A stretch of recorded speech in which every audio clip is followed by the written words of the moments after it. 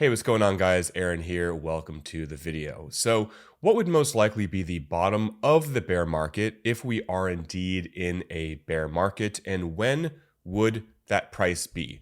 I want to cover that, and also this whole thing going on with Michael Saylor's strategy and how possibly they will be getting kicked out of the index, which could really hurt their price and possibly even the price of Bitcoin. Bitcoin right now around $87,000. I'm still up 31% on my short here. And if you are a professional trader, you can grab this as well. So what I want to cover are a couple things. The first, when usually does the bottom of the bear market happen? And then I want to talk about MicroStrategy. So take a look at the last two bear markets. The first one right here from the very top back end of 2017 to the bottom lasted 371 days. And the one that ended in 2021 lasted 378 days or so. These aren't exact, but it's around a year, right? 370 to 380 days or so. So we know that we peaked October 6th. So that would basically be October of 2026, if things line up like they did before. That would essentially be the bottom for the next cycle if we repeat what we did in the previous two cycles. Now, there's a lot of reason to believe that we're not going to repeat what we did because this cycle, feels a little different to a lot of people. Some people are like, no, it's exactly the same, Aaron, because it's following the 4-year halving cycle. Okay, so if you believe that, then, next October should be the bottom. We will see.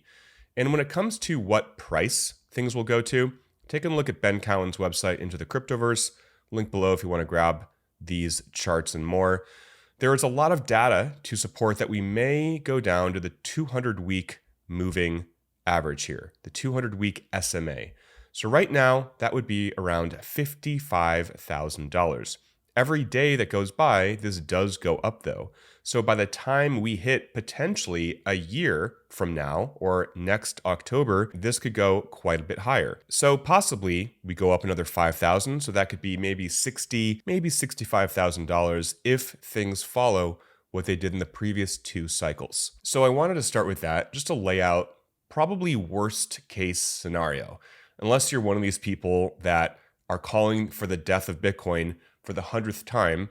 If you're one of them, I don't know why you're watching my videos, because you should probably go hang out with people that like gold. Nonetheless, I'm not saying I don't like gold, but you know what I mean. If you think Bitcoin's dead, sell and you can leave. I want to talk about this though, before I go into strategy. So I had a chat basically a year ago, early last December, with Louis, who I've had on the station many times, and he was very vocal about why he did not like strategy. I am afraid that MicroStrategy is going to be this cycle's big loser. Like it's going to cause a deleveraging event. He's figured out an infinite money glitch. They always end the same way, is my viewpoint. And whenever I challenge people on X about it, I get like insulted or people tell me I'm dumb, which is somewhat true. I am dumb, but like, finance is my expertise, and I'm telling you, this is, in my opinion, going to end in this cycle's tears. Okay, let's set the scene for people who don't follow MicroStrategy closely. So I just want to pause really quick. So before I go more into that, we were having this chat when strategy was basically hitting its all-time high, right around here, right? It had come down a little bit, but since then, strategy has come down around 70%. MicroStrategy is trading at like nearly 3x the amount of Bitcoin it has. Net of leverage, it's about 3x. So if the stock went down 70% tomorrow, that would just match the amount of Bitcoin it has on its balance sheet. So we go into a lot more detail about this. Basically, Louis, very smart guy. Follow him for sure if you are on X. And also, if you are holding on to an FTX claim, if you were involved in that bankruptcy, reach out to Louis if you still have not sold, because at this point, not quite sure what you're holding out for. So Louis was referencing right here. Basically, when we were recording this was around 3x. Now it has come down to under 1x. So now it's actually, if you want to buy it, not saying you should, but it's more of a good deal now. And I want to talk about what's going on in the news here. Nonetheless, I just wanted to give Louis his accolades because he called this. And if you were on Twitter a year ago or even on YouTube, everybody was like, strategy is the next best thing. You need to buy strategy over Bitcoin. And, I got caught up a little bit, but again, I put a very, very small amount in and I never promoted it. I was like, you know what? Maybe, but I would rather just own Bitcoin. And that played out to be a heck of a lot better because again, right now, strategy is down almost 70% and Bitcoin is down 30, if that. So yeah, strategy was a horrible play. And that leaves me right here, which unfortunately, this is a very, very tiny, horrible way of looking at this. But it has to do with this MSCI index matter that Saylor addresses. Essentially, this MSCI index announced that it was consulting with companies to see whether or not it should exclude Bitcoin and other digital asset treasury companies, also known as DATs, that have a balance sheet with more than 50% crypto assets.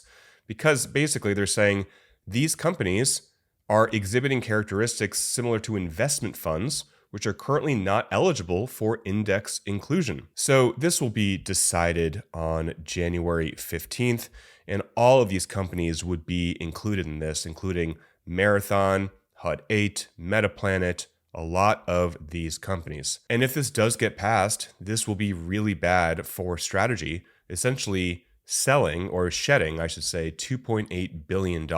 And why this would create a lot of selling is because index tracking funds would need to sell their MicroStrategy. So Saylor goes on to say the strategy is not a fund, not a trust, and not a holding company. So he's addressing all of the complaints. Unfortunately, this is awkwardly formatted, so I can't really read this directly. He says the strategy is not a passive vehicle or a holding company. So therefore, this index classification does not define us. So we will see what happens. I think that if this does get passed, people could be a little spooked out because then it's like, all right, the big banks are still anti-Bitcoin.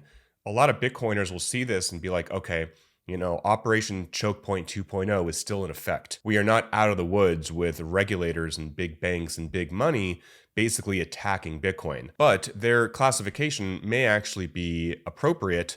Nonetheless, Bitcoiners can be very tribal in that sense. So we'll see what happens. And the fear is that if this gets passed, then other indexes will also follow. So that's kind of the fear here. Saylor says that we're a publicly traded operating company with a $500 million software business. So they're saying, no, we actually have a real business here. Ultimately, does anybody know what MicroStrategy or strategy does right now other than hold Bitcoin? Not really. So I'm not taking one side or the other necessarily, but I can see their argument. Basically, strategy is a holding company, more or less. I know that Saylor says it isn't, but I think it kind of is. At least that's the perception. That's how everybody sees it. So I'll definitely keep you guys posted on this. I don't think this is really going to have a huge effect on the price of Bitcoin, but it could just create some fear in the market that institutions and banks are not actually pro-Bitcoin because they are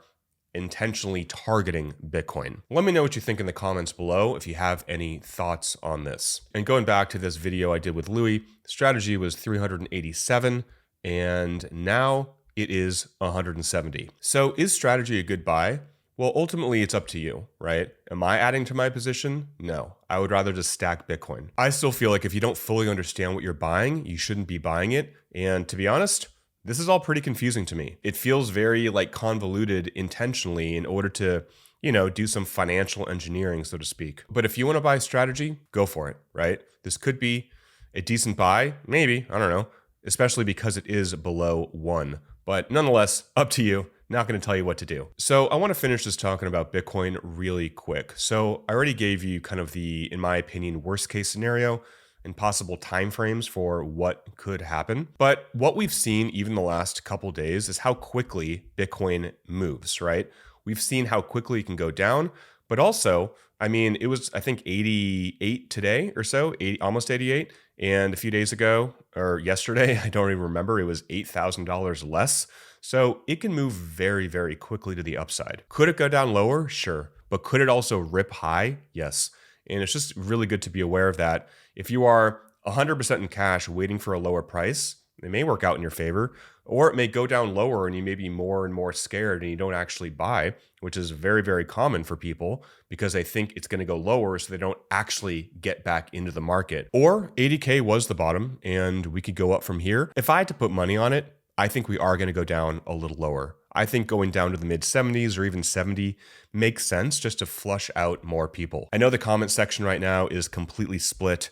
There are people thinking this is the end, people thinking we're going down to 40, and then people thinking that this is going to be, not a bear market, but just an extended cycle. Let me know what you think in the comments, guys. I'll end the video there. Hope you are well. Till next time, talk with you soon, and bye for now.